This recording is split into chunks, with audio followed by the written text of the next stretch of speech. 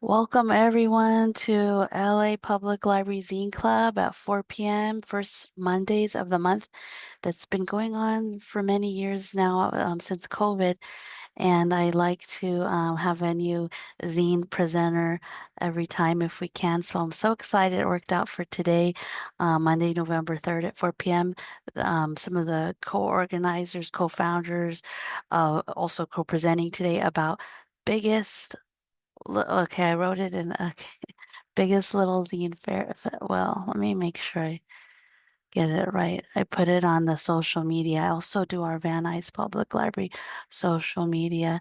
So today, Zine Club, and it's biggest little zine fair. Biggest little zine fair, and I want to learn all about how you got started and the sorts of things you do to keep running. And I know it's based out of Long Beach, which was extra exciting to me because Long Beach is my hometown, born and raised Long Beach, California. And I'm a former co-organizer of Long Beach Zine Fest, which went on a hiatus in 2019. And since then, Long Beach is missing Zine Fest. Well, no, until you started. So thank you, Biggest Little Zine Fair, for being all things zine fair for Long Beach. And take it away. You two can introduce yourselves as well. Thank you so much for being here.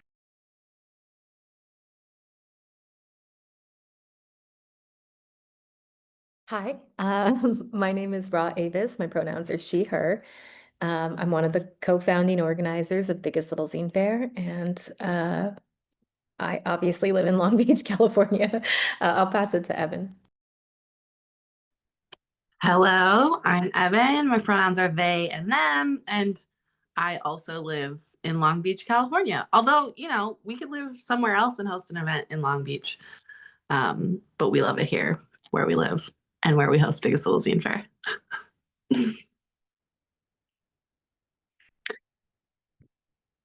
Should we start with an explanation of what Biggest Little Zine Fair does in case anybody doesn't know? Okay, so um, Biggest Little Zine Fair is a twice yearly zine fair that happens here in Long Beach. And we do a spring fair that we call our Littlest Fair. And we do late in the year fair, which is our holiday fair. And we do things a little bit differently from a traditional zine fest. So we have folks submit their zines to us. So we have zines from all over the world, which is pretty exciting. They all get sent to us, and then we set up shared tables with all these zines that we received. So it's kind of like a marketplace or like a distro. So you get zines from a bunch of different people in a very small square footage. And that's really how the idea for Biggest Little Zine Fair was born, was wanting to fit as many zines from as many people as possible in a really small footprint. At our holiday event, which we have coming up, it's on November 16th from 11 to 4. We, in addition to having our tables with all the zines that folks send us, we also have other makers and community resources pop up with us. So this year we will have nearly 30 different zine maker artists and community resources who are there with us as well. So you get a wide variety of things. Um, yeah, and it's big, but also small. Yeah, and the 30 zine makers are people who are popping up on their own with their own table. In that shared table space Evan was talking about, we'll have 100 plus zine titles from zine makers all over the world. Yeah.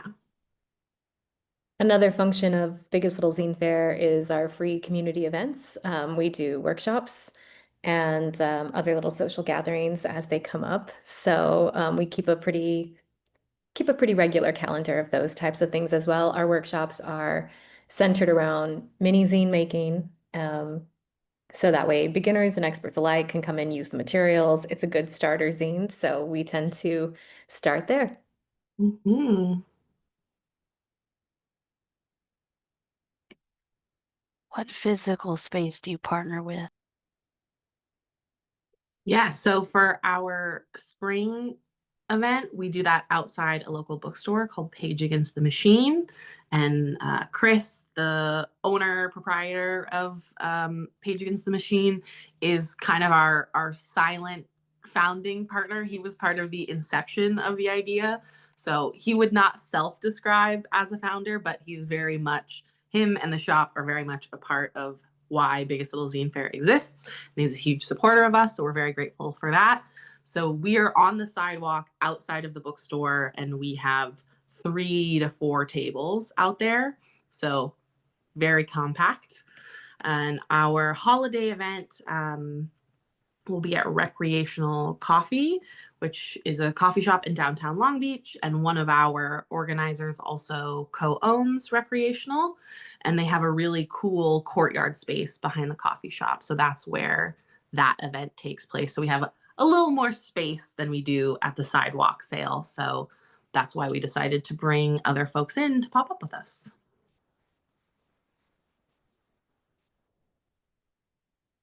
And what was the inspiration, motivation for starting this? How did you all come together? Yeah, Raw kind of brought us all together, our team, after an experience at LA Zine Fest, which I will let you kind of give that story, Raw. Yeah, I went to LA Zine Fest in 2 years ago, and as a tabler, a first-time tabler.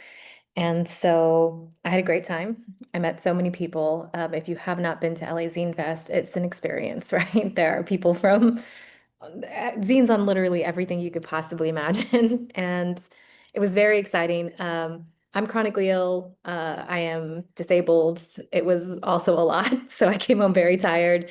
And I was debriefing with Chris at Page Against the Machine, and we were talking about what it would look like to have like a Long Beach vibe, like a little smaller, a little bit more chill, a little bit like, browse the zines, go grab some ice cream, come back again, that type of thing, which is very much kind of the nature, I think, of our city. Um, and as Evan said, Chris is very much part of the DNA of what it developed from there because he gave us some ideas on how we could do it, where in theory, Biggest Little Zine Fair could pop up in any city if we structured it um, in a way that worked in any type of footprint space. So we used a lot of those ideas, but there were some missing components, namely, again, I'm chronically ill. I couldn't do a fair on my own. So we uh, we needed some people to help us with media because getting good pictures of the fair is so important. It also kind of adds a value for the people who can't be there. So we wanted to make sure to like bridge that disability gap as much as possible. Like if you can't physically make this fair either by distance or for wellness sake, you can still feel like you were there. We're going to take some really good pictures of your zines. We're going to take pictures of people holding them. Um, and so that was James, that became that co-organizer. So, and who is a very talented videographer and photographer, a very creative media artist in that sense. And then Angie, who is an organizer of zines and learned to love zines from like the Japanese art book scene. So she also has like a very different lens, and she came to help us for the first year as a founder. And Evan is a local Long Beach community organizer, very much knows the beat of the city, and had just gotten into zines. So it was the perfect time to trap them into this project that became much larger than what I pitched in the moment. I was like, would you like to do a tiny event outside Chris's shop? And then, we're in year 2 now. And then just this year, we brought on another organizer, Josh, who helps us with our graphic design, so we can keep up with all the flyers and things that are necessary in doing a digital, an event that's primarily promoted digitally. Speaking of design, how'd you come up with your logo? I like that you have a mascot type colors of green and pink, and whose idea was that? Well, I wanted a mascot right off the bat, because that is how my personality works. So I was like, I want a thing that's cute. But Angie was the designer behind that. I think Evan was the one who came up with the idea of it being like an ink blot or something related to writing, and then it sort of developed into Inky, the ink blot, who is green because that was cuter, and that cute is one of the higher parameters than making it make sense. So we have a light green ink blot named Inky. And then Josh has really uh, taken it to the next level. This year we've seen Inky dressed up as a vampire. And so we're going to see Inky dressed up as many other things as we go forward. And when you have the zines from everyone that's not there, and then the zine fair is done, where do the zines live? So we have our own BLZF, Biggest Little Zine Fair zine library that we bring with us to events. So um, some go there. Um, some folks, if they are local or have folks who are local, pick up their zines after the event. Um, and then we also are we're compiling a big old package to go to some of our other local libraries and to other library partners, um, so that other places that have zine libraries can also benefit from all of the great stuff that we have received. So zine libraries, or they're picked up by the zine makers, is basically the answer to that. Oh, thank you. Do you have some zine libraries in Long Beach you can shout out, or any of them going to anywhere in Long Beach, or no? No, we haven't built we have plans to do so, but no, nothing built yet. We are working on, because the way Long Beach is, sometimes like there are areas where people are prone to go, and we're kind of inclined towards building custom zine libraries that like really relates to what the work that people are doing. So that's taking a little bit more time. We're pretty thoughtful, if that's the right word, thoughtful, maybe a little anal retentive about the details of any new project we start. So we're gonna get that just right, and then we'll open some up.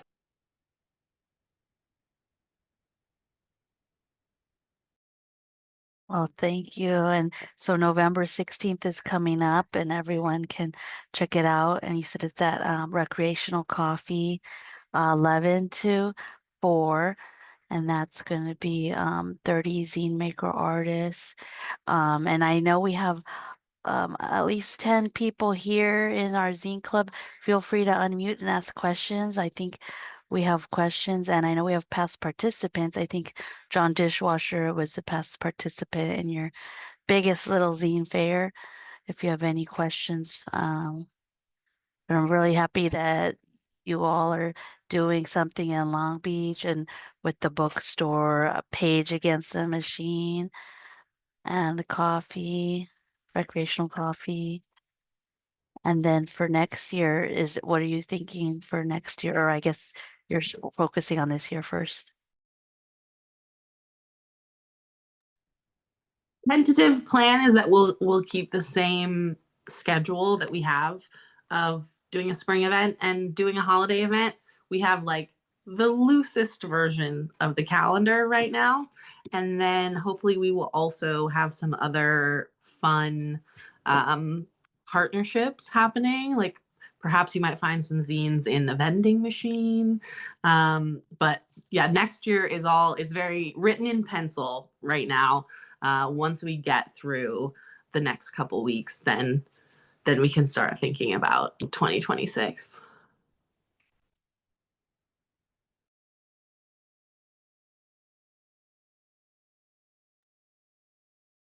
So congratulations on year 2. And so where do you see yourself, or biggest little zine fair in 5 to 10 years? I don't think we know. Every time we do an event, we learn a little something different about ourselves as artists and zine makers, as well as our community, the larger zine community, and all the possibilities within it.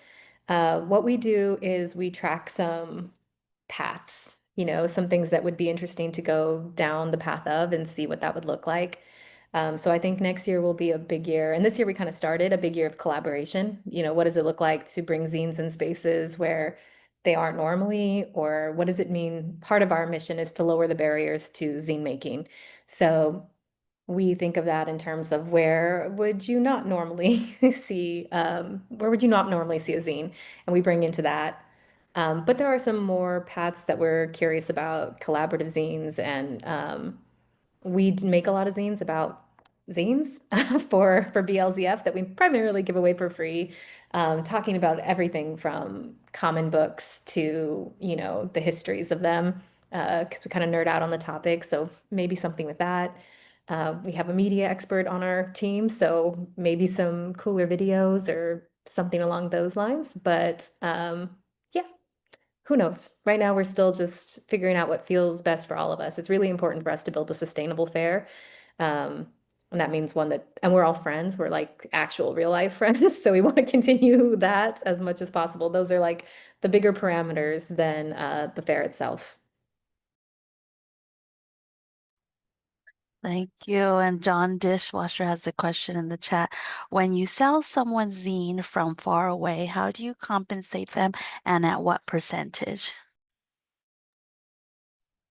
Great question. So all the proceeds from the sale go back to the person who made the zine, less the 3% credit card processing fee that we have to pay to take the sale. So we pay the credit card processing fee, and then everything else goes to the maker. And how we pay people has kind of evolved. Our first year, we were using a complicated payout system through Stripe because I was like, this is a thing I've used before, so we'll use this to pay people. And now we thankfully have come up with a slightly more automated process, and so people can get paid with Venmo or PayPal. And I can load a spreadsheet to do that. In year one, I was individually sending everybody their money. So it was exciting to do, to be like, wow, we're paying people. Which is one of my favorite things about Biggest Little Zine Fair, is getting to give money to artists for their work. But not having to send out each individual payment is also nice. So yeah, at this point, PayPal is how we pay people.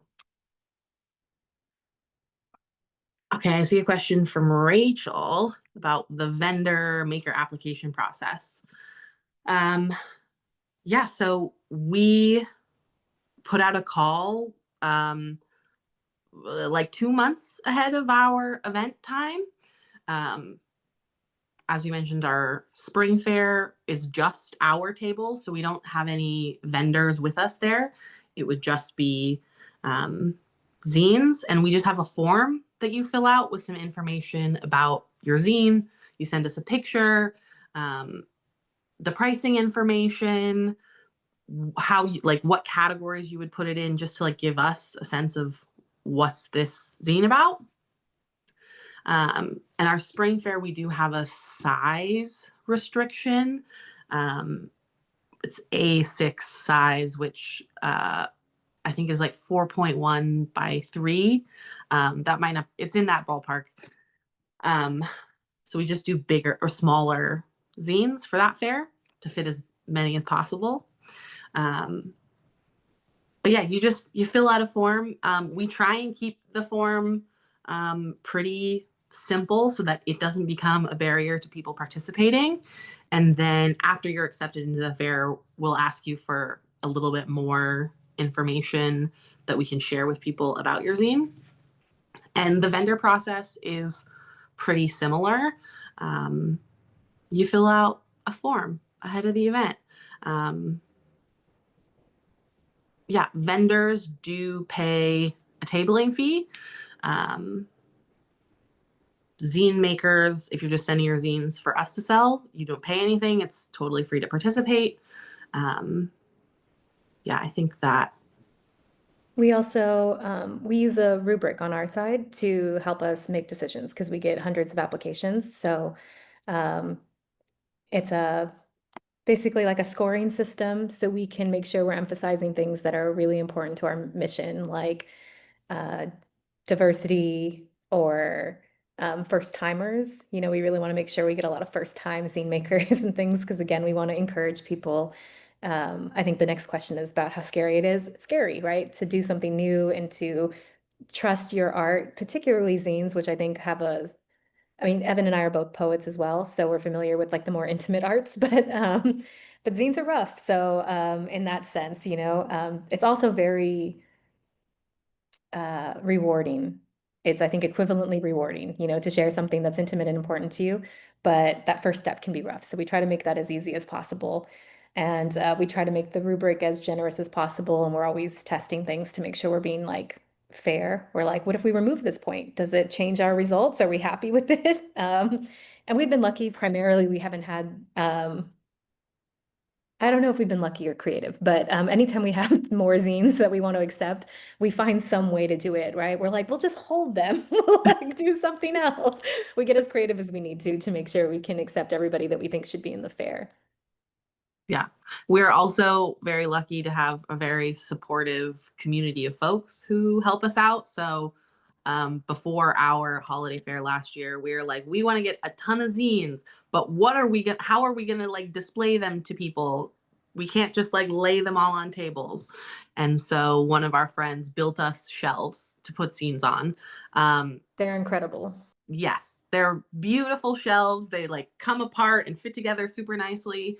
And like someone did that because they wanted to support art and support us, which is really cool. And honestly, Base Little Zine Fair would not exist if we did not have such a supportive community. So make make friends and make art with them, and it all the good stuff happens from there.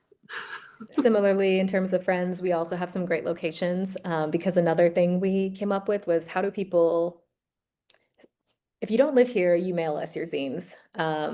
But if you do live here, that doesn't really make sense. And we obviously can't just open our houses full time to people dropping off zines. So both Recreational Coffee and Page Against the Machine have volunteered to be drop-off zones, regardless of whether or not the fair is actually at their space.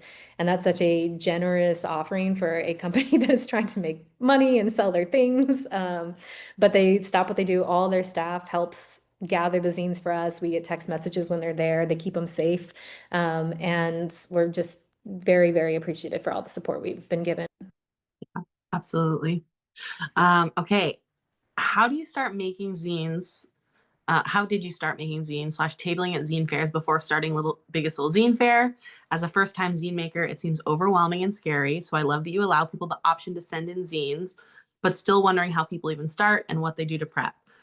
So I will confess, I had never tabled at a zine fair before starting Biggest Little Zine Fair. So I can't speak to how I started beforehand. I can tell you a little bit about after starting Biggest Little Zine Fair. My first zine tabling experience outside of BLZF was with Raw at LA Zine Fair this year. So we shared half of a table space, half of like 3 feet of space, which was a nice way for like me to get started. I was there with a friend. I only needed to have a little bit of stuff to sell. Of course, my problem is that I, in fact, have too many things and I want to bring them all. But for someone else who's like, I only have 3 zines, 5 zines, is that enough to sell? Like sharing space with a friend, I think is a really great way to start. So we shared table space.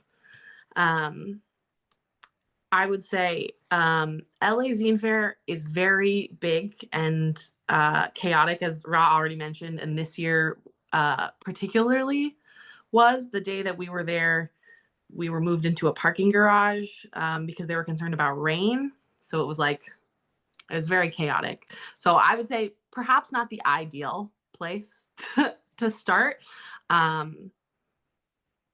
there are lots of smaller fests, and I think that's another great place to start is find a smaller, maybe a new fest, something with a low tabling fee. Don't, I would say, spend a lot of money on a table when you're first starting. You could also apply to be a vendor next year with Biggest Little Zine Fair. We love first timers. But yeah, that's my ramble. Raw, do you have anything to add to that? Sure, yeah, we had different zine making journeys. I actually maybe a different personality type here, but I loved starting at LA Zine Fest with my own table, because the thing that gets in my head is the what if bug. And when you go to a zine event where you maybe are going to see 40 people, 50 people, it's really easy to think like, what if the scene isn't the right one? Like maybe this place isn't the right place for it. Maybe people didn't look at it because of this. And don't get me wrong, I slept for like a full day after first LA Zine Fest. And I had a friend come with me and I literally took breaks and like hid in the bathroom because I needed to like regroup, and we drank our weight in coffee. But I can tell you, I met so many people who gave me real feedback on the things that they were looking at. And I got so much feedback that it required, I guess for me, it's like I say, store up my bravery and use it all up in one place. And then I needed some rest time. But by the end of that, I had a lot of good feedback and good ideas on where I wanted to apply things. Um, Now, that said, I have a very specific zine niche. I write about my time in prison, so it's a little bit easier to narrow that scope. If you had like a wider collection of things, if you're writing about all kinds of things, um, it might be a little more difficult. Evan has a very broad scope because Evan is a fan of things. And so Evan writes about everything they're a fan of. And I think like with that, different experience. In my case, such specific things. I wanted to see how they landed with people, what questions they had when they picked it up, if my work was doing what I thought I wanted to do. So I kind of like the jump into it. But totally understand not. Biggest Little Zine Fair, I think, is a great, I know it is our thing, but there are other people who do similar structures. If you can get your zine into a shop or with somebody else, it's like you're doing the first step of being brave, and you're getting some good feedback on things. We're always happy to talk to our makers if they want to call us or like send us an email and say, I know I didn't sell any zines, but like, how did I do? How did people respond? We're happy to have those conversations because we understand like this is your art. And most of the time we're ahead of that. We're like DMing them like, hey, these people were really excited. And I think that was my ramble. I realize there's the last piece of this question, which we didn't talk about, is how do they prep, and how do you prep for a fest? And Ra and I are like, I would say like obsessive information consumers. So we ask other people. We look for resources on like what are people doing. And there are some people I have watched, I think, every video that's on YouTube of people being like, here's me going to this zine fest to table. There are not as many as I feel like there should be, but a lot of like asking what are other people doing, to get an idea. I will also drop in the chat. I in I don't know, the last, I can't multitask. I was at a zine fest in the beginning of October, and afterwards I wrote a little bit about like how did it go, what did I do, because that's the kind of thing that like I wanted to read from other people, and that helped me prepare. So I will endeavor to drop the link in the chat to share it with you in case it's helpful. But the short answer is you fold a lot of zines, or maybe not a lot of zines. You fold zines, the quantity up to you. And you have to figure out some way to display them on the table. And maybe are there other things that you want to communicate to people about you? Do you want tchotchkes? Do you want a sign? But mostly you make zines. This is how you prepare. Yeah, I will say mine was pretty straightforward. I definitely had the ugliest table at LA Zine Fest that year. It was my first zine tabling event. This is not self-slander. I promise you it's true.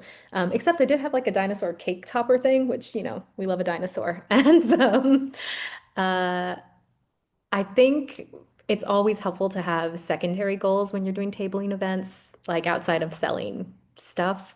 So for example, when you apply to zine fairs, a lot of times they ask for good pictures of your things or pictures of your table setup. So one of my goals was just to get like a nice picture standing behind my table at LA Zine Fest, going like zine, because I figured if I ever wanted to apply somewhere else, like that's a certificate, right? I am here sitting in front of a table, ugly or not, at the LA Zine Fest. So those types of goals became kind of a center point to me. Or like I want to make sure I get feedback on this zine. So like I may not sell it, but I want to like hear what people say, see if they pick it up, move them around, see. So like sub goals where you're like, what else am I trying to figure out from this? What am I trying to I also think zines are it's a very naturally collaborative art. There are people who do similar work. So I also had like a mission to find all the social justice zine makers. I mean, a lot of zines are social justice even when they're not meaning to be, but like the ones who were hitting it as hard on the head as I was, like, from their area. I'm like, somewhere in this room is a zine maker who writes about being homeless, right? And what that looks like. And that's what they do. And I'm going to find them and we're going to be friends because that's a powerhouse table. So sub goals also really help, I think, in terms of preparing. What can you get out of this beyond the sale? So you're not like as hard on yourself if for whatever reason it's not your day.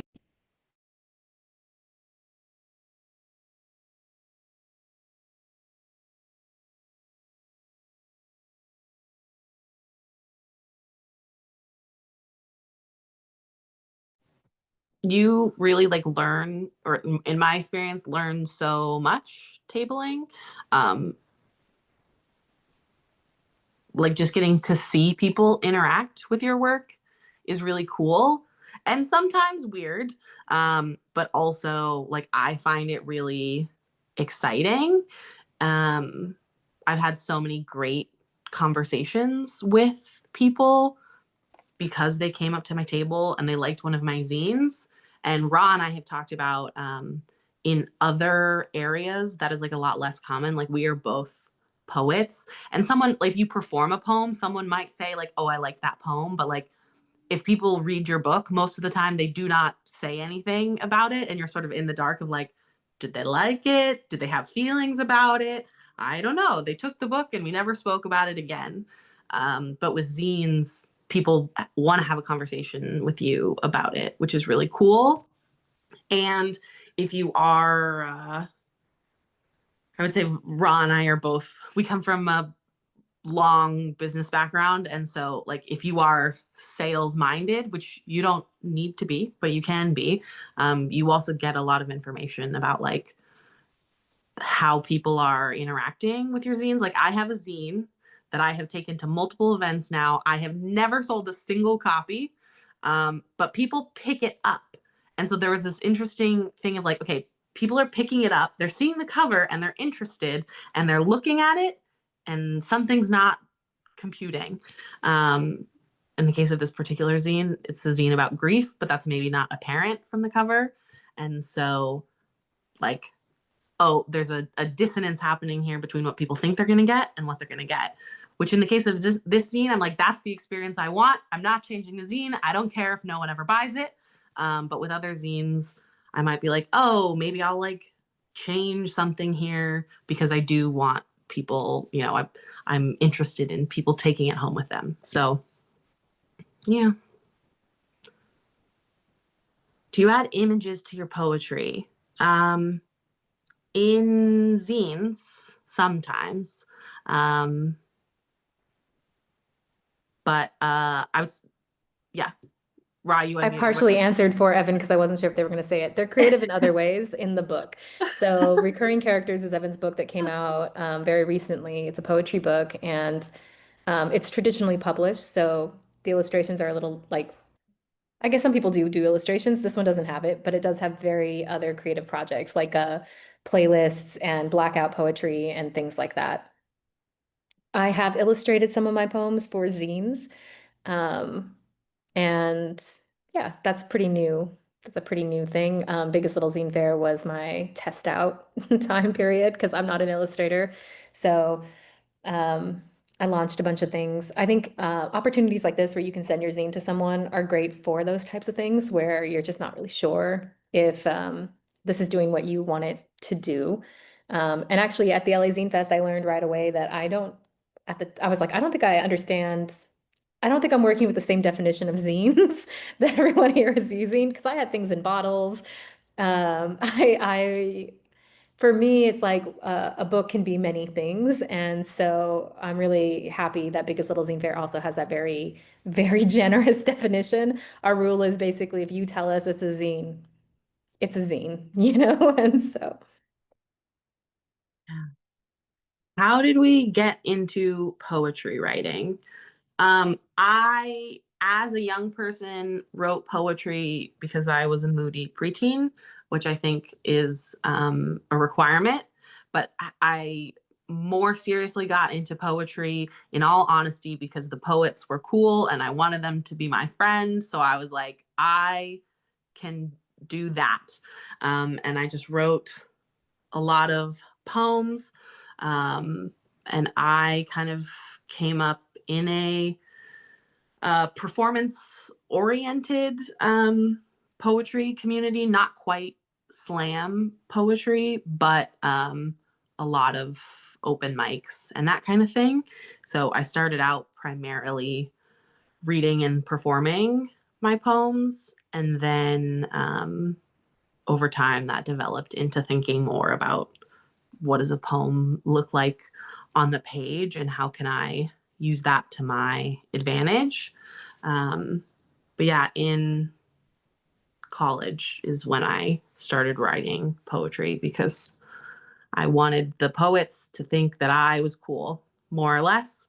And then when I started working in Long Beach before I moved here, and I was kind of like looking for things to do, and so I found an open mic that our friend Sarah used to run here for many years called Cadence Collective, and I showed up once, and everyone was very warm, and I was like, "Great, I guess this this is the thing I will do." And I started going to that mic, and um, that eventually led to becoming friends with Ra, and that is um, basically all of my friends are poets. So um, if you are also interested in making friends, I suggest poetry and zine making. it's true. Poetry is a great way to make friends. I have been a writer. I call myself more of an essayist. Poetry is definitely not my primary form of writing. I have a blog, rawresort.com, where I write about everything, anything I want to, really. It doesn't have much of a theme, and except for that it is always about me. I'm not writing fiction or anything like that. As I mentioned before, I had been to prison, and when I came home from that, my audience of the blog had kind of gone through it with me. They had read these posts and, in many cases, written me letters back and forth. And I was struggling on how to summarize these experiences that people wouldn't have had before. I also lost my husband during that time period. Um, and essays seemed daunting, like, okay, just I'll catch y'all up in 1,000 essays, you know? But poems were doable. So I started writing poems.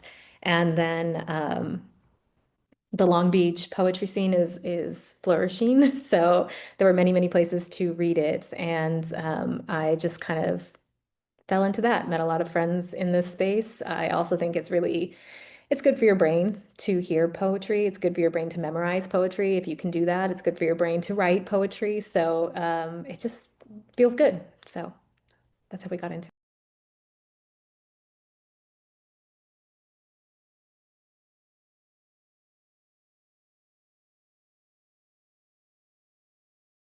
They do not, but they could one day. It's definitely one of the branches we've considered. We have both read poetry at Page Against the Machine. It's a great space for readings.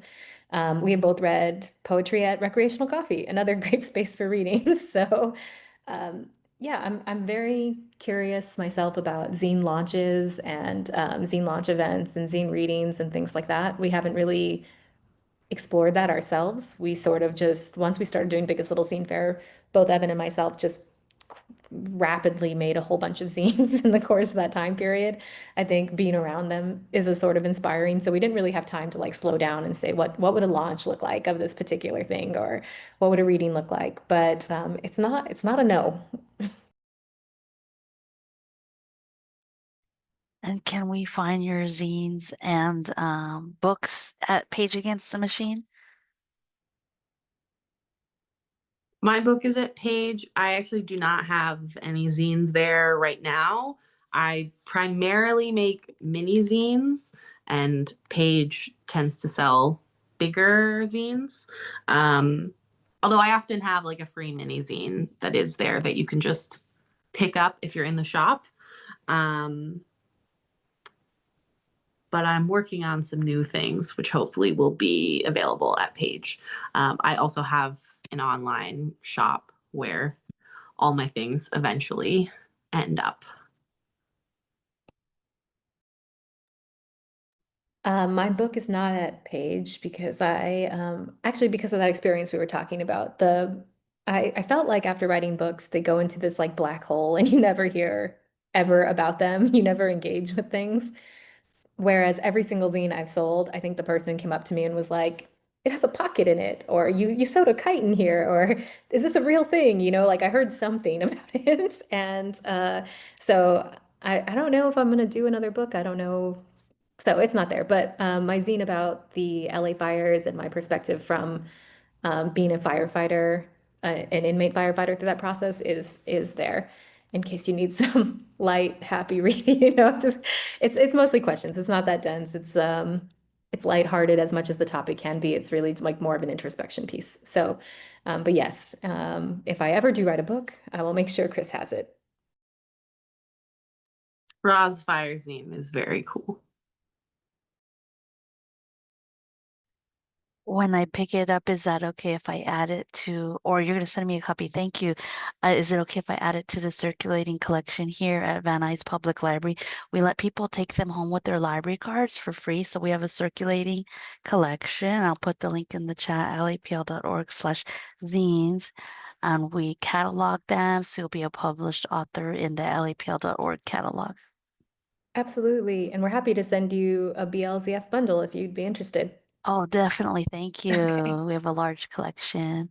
And we did lose zines in the fire as well in the Palisades branch for 2 years. I did the zine collection there and they all burned in the fire. And now zine makers donated zines and we have thousands that also Long Beach Public Library donated zines from their zine collection to LA Public Library because of the fire. So we have lots of zines, but I would love to have your zines in the collection as well. Thank you.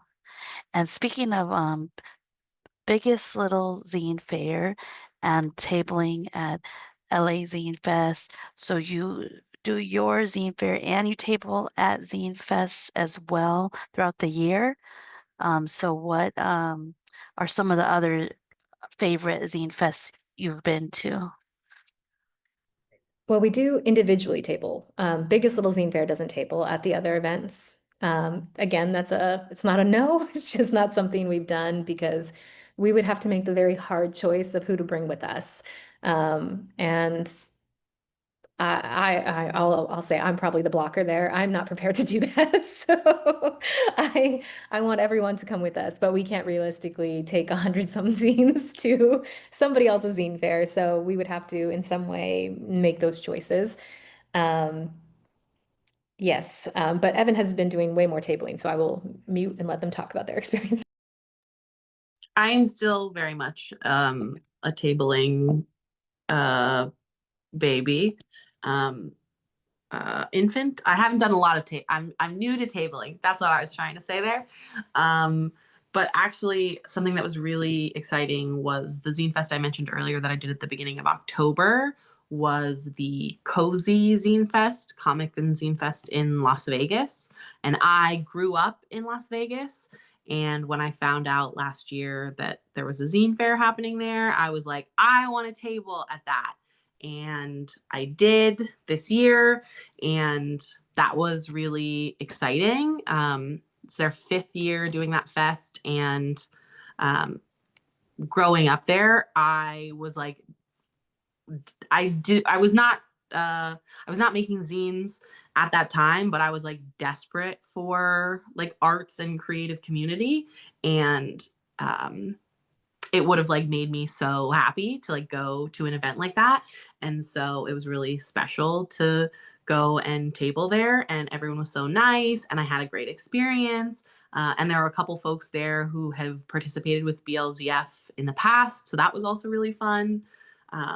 So that's my favorite fest that I have been to, but it is outside of the SoCal area. It's not that far a drive though, so consider applying to table at Cozy if you are looking for events. And I mean, LA Zine Fair was very chaotic, as I mentioned, but also it was really cool, and there were so many people.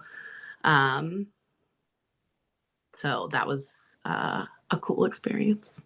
Yeah, but I look forward to doing more events next year, and then I can report back.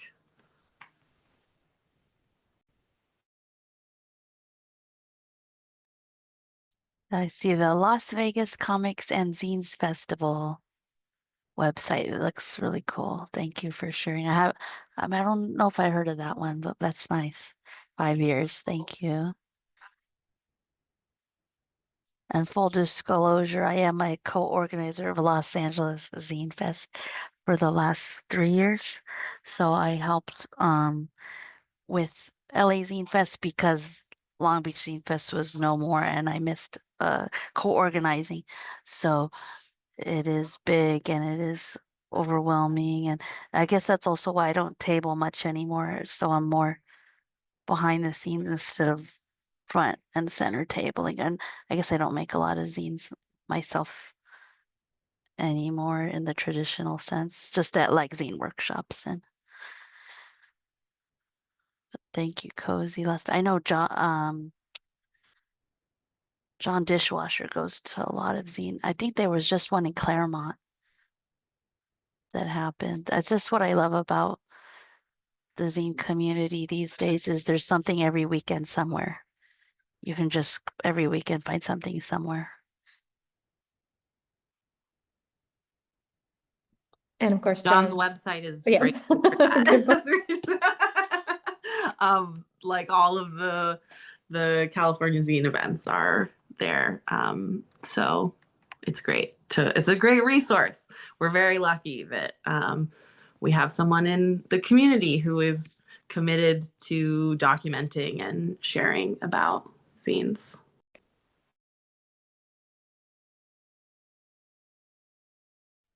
So November is in the website for the different ones coming up. I see November 8th in Oceanside and November 8th in Coachella and November 9th in Glendale.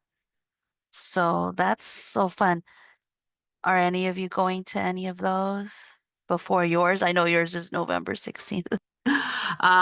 No, November 8th, we actually will be running a zine making station in Long Beach at the Museum of Latin American Art. So if you're not going to one of those other zine fests and you want to make some zines, come hang out with us in Long Beach. So we will be doing that. We might try and make it to Anyone Can Cook Zine Fest, but that is happening the weekend, this upcoming weekend. We'll be in like crunch mode, so it sort of depends on how frantic are we about getting ready for the event. But I have that in my calendar. Anyone can cook.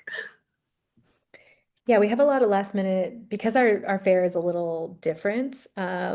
There's many, many steps that we have to do that I guess a normal fair doesn't. So for instance, we put a bookmark in every single zine that has the price and the author, and that goes to a QR code that allows people to pay because it's a self-pay system at our fairs. And so we have to make those bookmarks, we have to cut those bookmarks, and we have to put them in every single zine. And to make the day of the event go smoothly, we also decide on the order that the zines are going to go in. So we do quite a lot of early prep for it. We also run a free zine.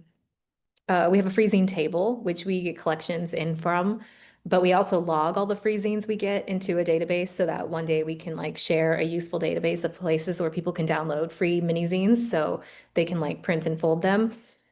So we also do that, and then we print and we fold them and we make them available there as well. Um, we also make programs for our vendors so that they can get like acclimated and they know where things are. And we try to minimize because we do want to work with first time tablers and first time zine makers, we try to minimize the jitters as much as possible. And so that means a lot of like bonus information and things which right now is all on us to make. So yes, fingers crossed we can make it to any of those, but I am not super sure. Speaking of zine events on November 8th, there's another one I just put in the chat. It's the Zine Librarians Unconference on Zoom, Saturday, November 8th and Sunday, November 9th. It's a 2-day unconference through Zoom. I'm one of the organizers this year as a volunteer social media marketing person. So registration is open still, but it's going to close soon. And you can do that from your phone to hear people from all around the world talk about their zine libraries, zine workshops, zine fest, different zine things. And I go every year when I can. Last year it was in person in at NYU, but this year it's online on Zoom. And next year they probably will also have it online on Zoom. But it's really fun if anyone's available November 8th and 9th. That's this weekend also. Lots of stuff. So much scene things. That's great. It's always good to have more than you can go to. Oh, actually, just another people and community message that we're really grateful for is Place LB. Long Beach is lucky to have an entire brick and mortar shop dedicated to printing, and their specialty is zines. They do a lot of community events as well, but we're very grateful, and I know our makers are too. Oftentimes, last second, they're like, "We went to Place because our printer died, and they got us handled, they got us taken care of." We also have some great librarians, some amazing libraries, but because Place really comes from they're zine makers themselves, and so that really it's really warm and welcoming, and they have every supply you could possibly imagine, and they have hosted us for multiple events. So the MOLA will be an exciting free thing. The museum is huge and great, and it'll be a good time. But for a cozier time, we also do several workshops at Place every year. Sarah of Place LB is a former Long Beach Zine Fest co-organizer and former Los Angeles Zine Fest co-organizer with myself as well, and also was here as a guest on LA Zine Club right before Place launched. We heard it here first at LA Zine Club that Place was going to launch. So years later, here we are, full circle. Thank you so much for everyone here for the zine community in our last 5 minutes. Please, any questions from anyone that hasn't had a question yet? Jay, Katie, Natalie, Rachel, Renee, any questions while we have biggest little zine fair here right before their November 16th event in Long Beach?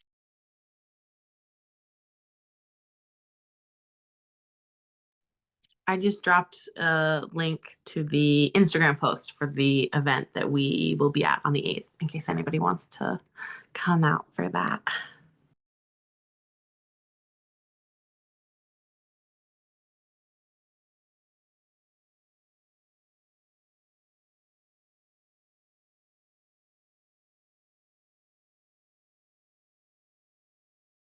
I hope that all of you will send us zines next time we're open for submissions. We would love to see your zines.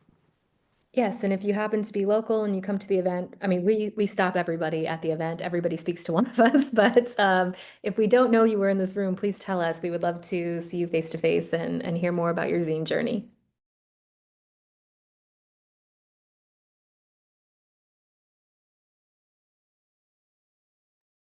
Thank you, everyone, for being here. Thank you to Ray and Evan for being here and doing what you do. We're so happy to have you. And now we'll all spread the news once it's on YouTube. And Katie also says thank you for Zine presenters for being here. Also, thank you, everyone, for your great insights and what you do for artists, Susie says. And Natalie just started making zines and love listening. Thank you for being here. And next month we have a teacher from Big Bear that's going to talk about how they made zines with their students in the classroom. So I'm excited for that as well. And all the zine making. So until next time, I'll let everyone go early. Thank you for talking zines at Zine Club. Thank you so much. Thank you for Bye. facilitating Thank the space, you. Eva. We appreciate it. Yeah, thank you for having us. Welcome. Thank you, everyone. Have a good night. Bye.